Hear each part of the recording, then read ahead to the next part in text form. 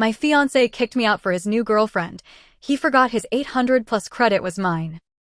At 6:14 p.m. on a muggy Thursday evening, as I was idling my Honda Accord in the underground parking garage of our downtown luxury high-rise, my phone buzzed on the passenger seat with a text message from Derek. Your things are in 4 wardrobe boxes with the front desk concierge. The lease is strictly in my name.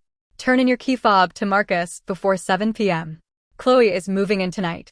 Do not make a scene. I sat in the dim fluorescent light of the parking structure, my hands gripping the steering wheel until my knuckles turned white. I read the message twice, then a third time. There was no screaming, no sudden flood of tears, just a cold, hollow silence that settled deep in my chest. For years of my life, reduced to a 4-sentence text message and 4 cardboard boxes sitting in a public lobby. I took a slow, deliberate breath, turned off the ignition, and walked upstairs to the lobby. Marcus, the night concierge who had greeted me every evening for 3 years, couldn't even look me in the eye. He kept his gaze fixed on his desk as he gestured toward 4 battered brown boxes stacked neatly near the mailroom. Standing near the glass elevators was Derek. He was wearing the tailored navy blazer I had bought him for his birthday, his hair slicked back, holding a iced matcha latte.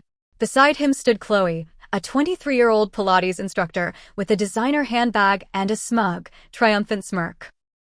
When Derek saw me, he stepped forward, resting one hand casually in his pocket. I see you got my text, Laura, he said, his voice dripping with smooth, condescending authority. Look, let's be adults about this. I pay the $4,000 a month for this penthouse lease. My name is the only signature on the contract. You're a financial risk analyst. You understand contract law better than anyone. You have no legal standing to be here. Chloe took a subtle step closer to him, running her manicured fingers along his arm. We just really need our privacy tonight, Laura, she added, her voice sickly sweet. Derek promised me we could celebrate. I looked at Derek's polished leather shoes, his expensive watch, and the arrogant tilt of his chin. He genuinely believed he was the king of the world. He genuinely believed that because his name was on a piece of paper, he held every single card in his hands. Are my grandmother's silver-framed pictures in those boxes? I asked, my voice terrifyingly calm. Everything of yours is in the boxes, Derek snapped, checking his watch. Hand over the key fob to Marcus and leave. I have a dinner reservation at Steak 48 in an hour. I didn't argue. I didn't cry. I didn't give him the satisfaction of seeing me break down in front of his new girlfriend. I pulled the heavy brass key fob from my ring, set it quietly on the granite concierge counter, and picked up the first 2 boxes. As I walked out the glass doors into the humid Carolina evening, I heard Derek chuckle behind me. I told you she wouldn't do anything, babe, he whispered to Chloe. She's too timid to fight back. He couldn't have been more wrong. I drove 30 minutes out to my sister Sarah's house in the suburbs. Sarah took one look at my face, grabbed 2 of the boxes from my trunk, and marched me straight into her guest bedroom. She poured me a large glass of Cabernet Sauvignon and sat across from me on the edge of the bed. Tell me you're going to destroy him, Sarah said, her eyes flashing with protective rage. Tell me you aren't just going to let him kick you out after everything you did for that ungrateful parasite. I took a slow sip of wine, pulled my laptop out of my work bag, and set it on my lap. Derek thinks he built his life on his own, Sarah, I said softly. He forgot who laid the foundation. When I met Derek 4 years ago, he was a struggling commission-based luxury car salesman with a rusted 2011 sedan, 3 delinquent credit accounts in collection, and a FICO credit score of 572. He couldn't get approved for a store credit card, let alone an apartment in downtown Charlotte. I, on the other hand, was a senior risk analyst for a regional banking firm. I had spent my entire adult life practicing ruthless financial discipline. My credit score was a pristine 828. I had a 12-year credit history, 0 missed payments, and over $120,000 in available credit limits across my primary accounts. When we decided to move in together 3 years ago, Derek's credit was too horrific to qualify for the luxury high-rise he desperately wanted to live in. To solve the problem, I did something I now deeply regretted. I added Derek as an authorized user on my 3 oldest, highest-limit credit cards, my American Express Platinum, my Chase Sapphire Reserve, and my Citi Double Cash card.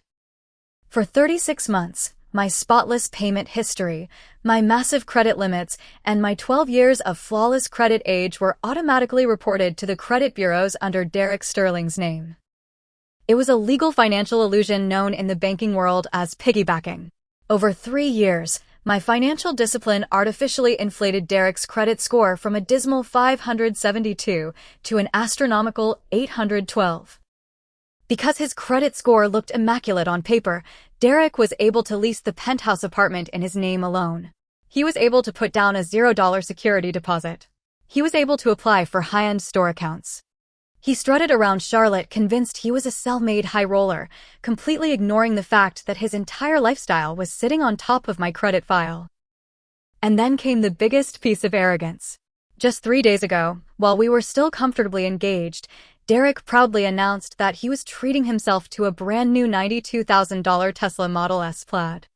He had submitted the auto loan application online using his 812 credit score to lock in a zero-down, low-interest financing rate, with final vehicle delivery scheduled for Saturday morning. He had also just submitted his annual lease renewal paperwork for the $4,100 a month penthouse apartment yesterday morning. I opened my laptop browser and logged into my American Express portal. My hands didn't shake. My heart didn't race. "What are you doing?" Sarah asked, leaning over my shoulder. "I'm updating my account security," I replied. With 3 precise clicks, I accessed the Account Management tab on my American Express Platinum card. I selected Derek Sterling's name under the Authorized User section, clicked Remove User, and confirmed the cancellation. Next, I opened my Chase Sapphire Reserve portal. Remove Authorized User. Confirmed. Finally, I logged into Citibank. Remove Authorized User. Confirmed. Inside of 5 minutes, I had stripped Derek of $95,000 in available credit limits and severed his attachment to my 12 years of flawless payment history. But I didn't stop there. As a risk analyst, I knew exactly how credit reporting agencies processed authorized user trade lines. When an authorized user is removed, the account doesn't just show a zero balance. The primary holder can request an immediate trade line erasure from the 3 major credit bureaus, Experian, Equifax, and TransUnion, due to a termination of financial relationship. I called the priority customer service line for American Express. American Express Executive Services, my name is Marcus. How can I assist you tonight, Ms. Vance? "Hi, Marcus," I said, my voice steady and professional.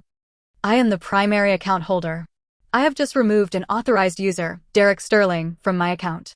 I need to report his secondary card as canceled, and I am formally requesting an expedited trade line deletion update sent directly to Experian, TransUnion, and Equifax tonight." "Of course, Ms. Vance. Because of your platinum standing and 12-year tenure, I can push an automated bureau update immediately. Mr. Sterling's credit file will no longer reflect your credit line as of midnight." I made the exact same call to Chase and Citi. By 11:30 p.m., the digital umbilical cord feeding Derek's fake financial reputation had been completely severed. Without my trade lines padding his profile, Derek's credit file would no longer show an 812 score. Instead, the scoring algorithms would recalculate his credit based exclusively on his real financial history, his 3 past collections, his high debt-to-income ratio, his lack of primary credit age, and his actual income. His credit score was about to drop like a stone from an airplane, from an 812 straight down into the mid-500s. Overnight. I closed my laptop, finished my glass of wine, and slept better than I had in 6 months. The first wave of consequences hit 48 hours later, on Saturday morning. I was sitting on Sarah's patio drinking coffee when my phone began to ring. The caller ID displayed Derek Sterling. I let it go to voicemail. 10 seconds later, another call came in. Then a text message, "Laura, answer your damn phone. Something is wrong with my Amex card. I'm at the Tesla dealership to pick up the Model S and the financing system just crashed." I took a quiet sip of coffee and didn't reply. Half an hour later, Sarah's phone rang. It was Marcus, the concierge from our high-rise building. He was a distant cousin of Sarah's husband, and he was calling with an update from the front lobby. "Sarah, you won't believe the circus happening down here," Marcus whispered into the receiver, which Sarah immediately put on speakerphone. Derek just came stomping into the lobby screaming on his cell phone. Apparently, the Tesla dealership canceled his car delivery right on the showroom floor. What happened? Sarah asked, grinning wildly. The dealership ran a final credit recheck before handing over the keys, standard policy for high-value vehicle financing, Marcus explained.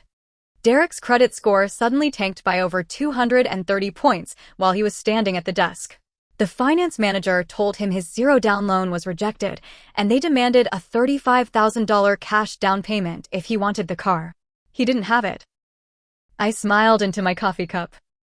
Without my $50,000 credit limit lowering his overall credit utilization ratio, Derek's real debt balance spiked his utilization rate to 94%. To an automated underwriting algorithm, he had transformed from a premium prime borrower into a high-risk financial liability in the span of 48 hours. But the Tesla was only the beginning. On Monday afternoon, I received an email from Mr. Henderson, the senior property manager of the luxury high-rise where Derek was currently living with Chloe. Because I had previously submitted my name on the original resident inquiry forms 3 years ago, my email was still listed in their administrative system. Dear Ms. Vance, the email read, we are contacting you regarding the pending lease renewal for Unit 2404.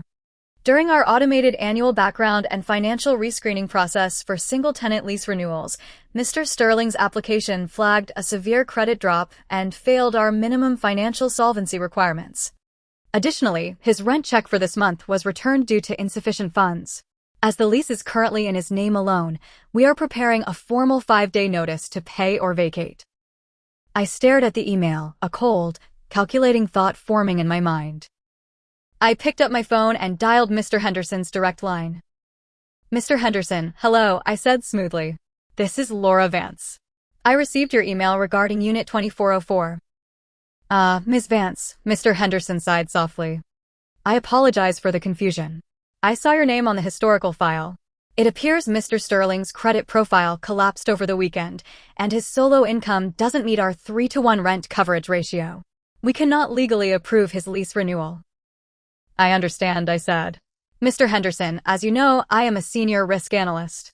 My credit score is 828, and my annual income independently covers 3 times the rent of that penthouse unit. If you proceed with the eviction of Mr. Sterling for non-payment and lease qualification failure, I would be interested in taking over the lease of Unit 2404 under my name alone starting next month. There was a brief pause on the line, followed by the rustle of papers. Ms. Vance, you would be willing to sign a fresh 1-year lease as the sole tenant? I would, I replied, provided the current occupant is fully removed from the premises by management first. Consider it done, Mr. Henderson said crisply. Our legal team will serve the vacate notice this afternoon. At 5:30 p.m. that evening, I was sitting in my car parked across the street from the high-rise when Derek came running out of the front glass doors. He looked frantic. His navy blazer was rumpled, his hair was messy, and he was holding a yellow legal notice in his trembling hand. He saw my Honda parked by the curb, recognized my license plate, and sprinted across the street, pounding heavily on my driver's side window. Laura, open the damn door, he screamed, his face red and blotchy. I rolled the window down 2 inches. Is there a problem, Derek? Did you do this? He yelled, waving the paper in my face. The building management just served me an eviction notice. My credit cards were canceled. The Tesla dealership humiliated me in front of 20 people. What the hell did you do to my credit? I looked at him through the narrow opening of the window, my expression completely unreadable. I didn't do anything to your credit, Derek, I said, my voice dropping to a low, icy tone. I simply took my credit back. Derek froze, his eyes widening in sudden, terrifying realization. You were an authorized user on my accounts, Derek, I continued, letting every word cut through the humid evening air. You didn't have an 812 credit score. You had my credit score. You didn't build a reputation. You borrowed mine. And when you decided to throw my things into cardboard boxes and kick me out of my home, you forgot one very simple rule of risk analysis. Laura. Please, Derek stuttered, his voice suddenly cracking, the arrogant swagger completely vanishing. Look, we can talk about this. Chloe left this morning. She took her stuff and left the second the rent check bounced and the Tesla fell through. I made a mistake, Laura. We can fix this. You can't afford this apartment without me, Derek, I said quietly. You can't afford the Tesla. You can't even afford your gym membership at Equinox when they try to charge your secondary card tomorrow morning. Please, Laura, he begged, grabbing the edge of the window. I have nowhere to go. My parents won't take me in. I can't get approved for another apartment with a 570 credit score. Then I suggest you start looking for a cheap motel that accepts cash, I said softly. I rolled the window up all the way, put my car in drive, and pulled away from the curb, leaving Derek Sterling standing in the middle of the street, clutching a yellow eviction notice in his hands. 2 weeks later, I walked back through the front glass doors of the luxury high-rise. Marcus, the front desk concierge, gave me a warm, respectful smile as he handed me a fresh set of key fobs. Welcome home, Ms. Vance. Unit 2404 has been completely cleaned, repainted, and handed over to your sole possession. All previous occupants have been cleared from the building registry. I walked into the elevator, took it up to the 24th floor, and unlocked the heavy mahogany door of the penthouse. The apartment was completely empty. The floor-to-ceiling windows looked out over the sparkling skyline of downtown Charlotte. The late afternoon sunlight flooded the hardwood floors, warm and bright. Derek was gone. I later heard through mutual acquaintances that he had been forced to move into his younger brother's cramped basement apartment on the outskirts of town, driving a beat-up 10-year-old rental car while working double shifts to pay off his defaulted merchant accounts. Without his inflated credit score to project a false image of wealth, his luxury sales clients had slowly drifted away to other agents.